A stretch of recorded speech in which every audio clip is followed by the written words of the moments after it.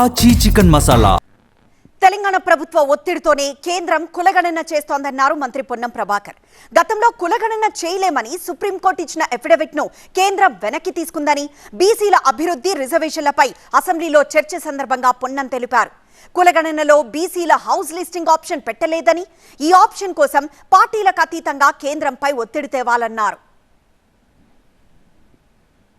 బీసీలకు సంబంధించి జితన ఆబాది ఉతన ఇచ్చేదారి బరాబర్గా తీసుకుంటాం.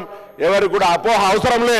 ఇది రాజకీయంగా నిర్ణయం తీసుకుంటే ఈడబ్ల్యూఎస్లో జరిగినటువంటి 10 నిమిషాల పని అధ్యక్ష ప్రధానమంత్రి గారు తలుచుకుంటే ఒక 10 నిమిషాల లోపల ఈ యొక్క మేము పంపినటువంటి ప్రతిపాదనలు ఆమోదింపబడతాయి అధ్యక్ష.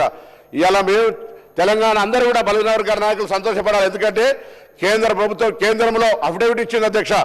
మేము కులగణన చేయమని సుప్రీంకోర్టుకు అఫిడవిట్ ఇస్తే రాష్ట్ర ప్రభుత్వం తీసుకున్నటువంటి దానికి అనుగుణంగా ఇవాళ కేంద్ర ప్రభుత్వం తల ఊకి అఫిడవిట్ని వెనుకకు తీసుకొని కులగణన సర్వే చేయడానికి ఒప్పుకుంది.